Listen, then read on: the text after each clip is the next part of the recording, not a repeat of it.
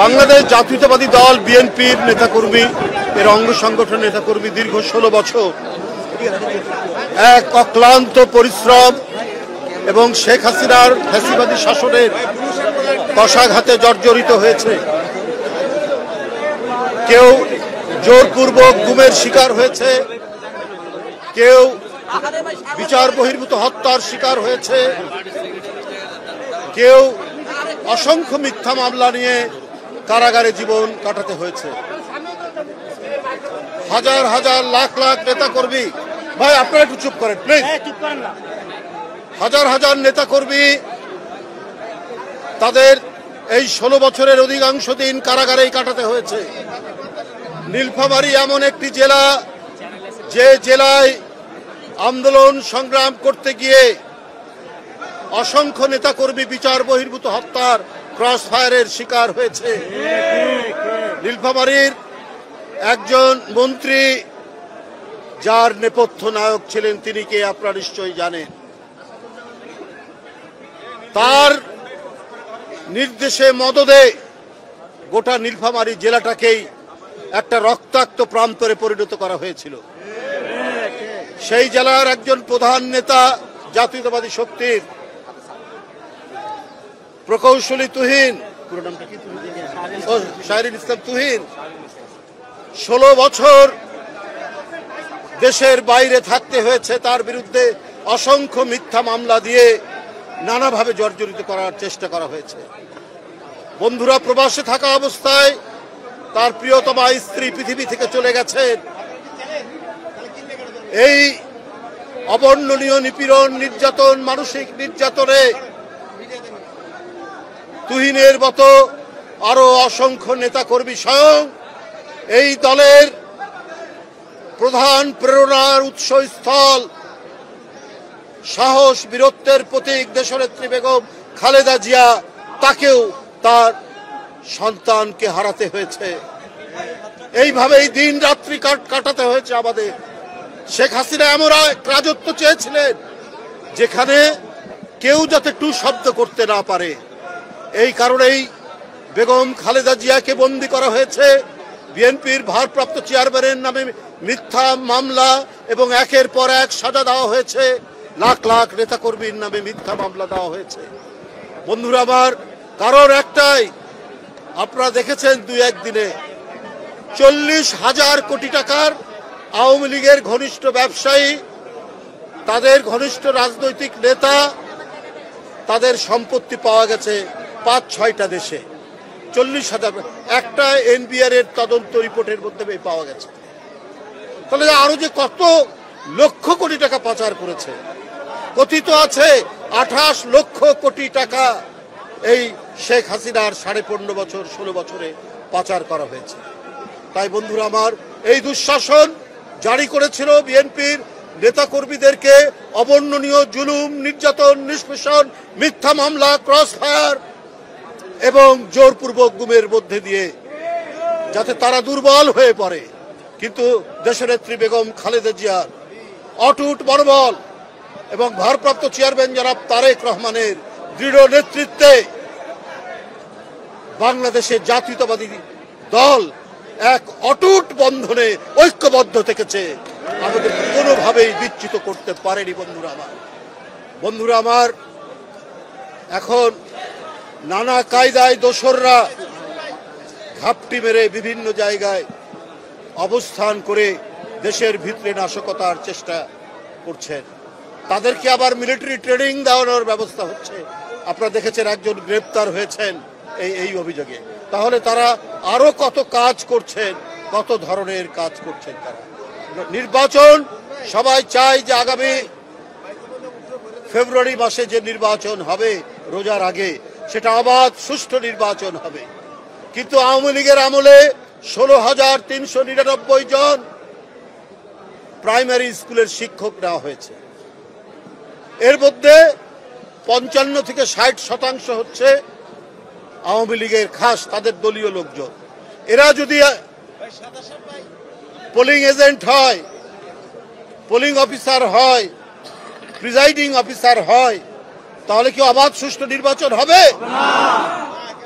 এরা তো গায়ের জোরে, এরা কোনো মেধার প্রতিযোগিতা না করে একমাত্র তাদের ক্রাইটেরিয়া ছিল উত্তীর্ণ হওয়ার, চাকরি পাওয়ার। সে ছাত্রলীগ করে কিনা, সে যুবলীগ করে কিনা, সে আওয়ামী লীগ করে কিনা, এইভাবেই তারা প্রশাসন সাজিয়েছে।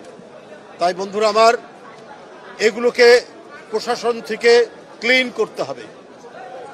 এদেরকে বেছে বেছে, আমরা চাই না যে বিএনপির লোকজনকে বেছে বেছে, তা না, যারা নিরপেক্ষ, যারা কোনো দিকে বায়াসড নেই, তাদেরকেই পোলিং অফিসার, প্রিজাইডিং অফিসার এগুলো করা উচিত।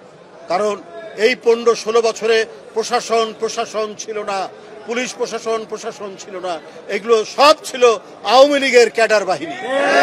এই ক্যাডার বাহিনী দিয়ে অবাধ সুষ্ঠু নির্বাচন হবে না।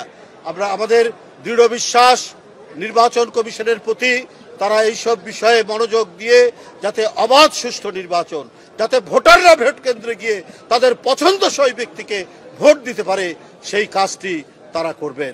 আমি সেলিম এবং রুবেলের নেতৃত্বে নীলফামারী জেলা কমিটি, নতুন আহ্বায়ক কমিটি যেটা গঠিত হয়েছে, আমি তাদের সাফল্য কামনা করছি এবং তাদের নেতৃত্বে নীলফামারী জেলা কমিটি উত্তর ক্রমবর্ধমানভাবে তারা আরও বিকশিত লাভ করবে এবং আন্দোলন সংগ্রামে বিএনপির যে ভূমিকা নীলফামারী জেলায়, ঠিক আমাদের দেশ গঠনের ক্ষেত্রে এবং আগামী নির্বাচন থেকে শুরু করে অন্যান্য সকল রাজনৈতিক কর্মসূচিতে তারা সেই ধরনের মেধা শ্রম দিয়ে জাতীয়তাবাদী দলকে গড়ে তুলবে, এই প্রত্যাশা রেখে আমি আমার বক্তব্য শেষ করছি।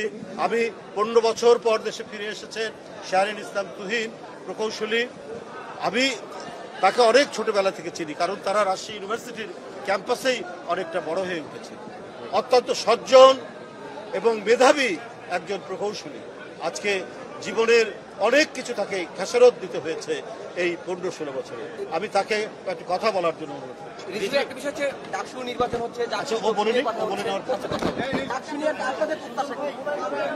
দেখুন, আমি তো নিজেও একটা ইউনিভার্সিটির সেন্ট্রাল স্টুডেন্ট ইউনিয়নের ভিপি ছিলাম। আমাদের তো সবসময় প্রত্যাশা থাকবে যে সাধারণ ছাত্রদের যথাযথ প্রতিনিধিত্ব হোক। আমি এখন জানি না, এটা যেহেতু আমাদের ছাত্র রাজনীতি এখন যারা করছেন তারা ভালো মতো বুঝবেন, মানে নির্বাচনের পরিবেশ কেমন আছে এবং এখানে যথার্থভাবে প্রত্যেকের রিপ্রেজেন্টেশন হবে কিনা, তারপরে সকল সাধারণ ছাত্রছাত্রীদের যে সেন্টিমেন্ট, সেই সব ধারণ করেই আমার মনে হয় বিশ্ববিদ্যালয়ের কর্তৃপক্ষ নির্বাচনের তারিখ ঘোষণা করেছেন। তো সেই বিষয়ে আমি মনে করি যে যারা সেখানে সংগঠন করেন, ছাত্র রাজনীতির সাথে যারা যুক্ত আছেন, তারা সেখানকার পরিবেশ নিয়ে তারাই ভালো বলতে পারবেন। হ্যাঁ, আমি তো আগেই বলেছি, প্রত্যাশা হচ্ছে যে সবসময়ের জন্য এবং নিয়মিত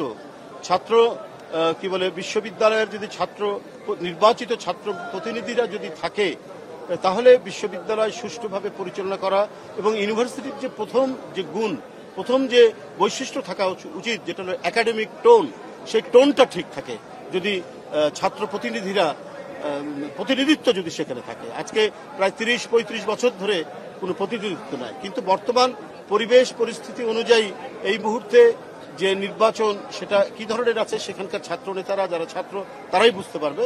আমার মনে হয় তাদের কাছ থেকে আপনারা জিজ্ঞেস করলে ভালো। বিদেশে অবস্থিত বাংলাদেশি কূটনৈতিক মিশনগুলো থেকে রাষ্ট্রপতির ছবি নামিয়ে ফেলতে বলা হয়েছে।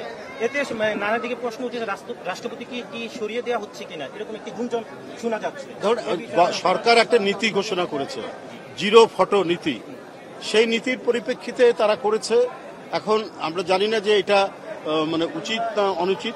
আমরা এটা দলের মধ্যে আলোচনা করে পরে আমরা মন্তব্য করি। ইসলামিক দল বলতেছে যে পিয়ার পদ্ধতি এবং সংস্কার প্রস্তাব বাস্তবায়ন করতে সরকারকে বাধ্য করা হবে। দেখুন, এটা বাধ্যতার তো কিছু নেই।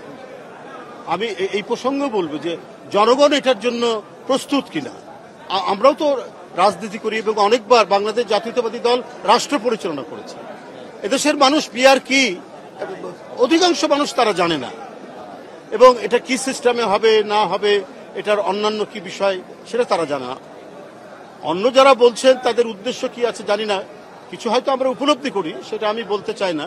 তবে যে পদ্ধতিতে অবাধ সুষ্ঠু নির্বাচনের মাধ্যমে এবং জনগণ তার এলাকায় যে ব্যক্তিটি তাদের সাথে থাকে, তাদের পাশে থাকে, তাদের সুখ দুঃখের সাথী, একে আগে থেকেই তারা চেনে এবং এই চেনার কারণেই তারা বাছাই করে কাকে ভোট দিবে।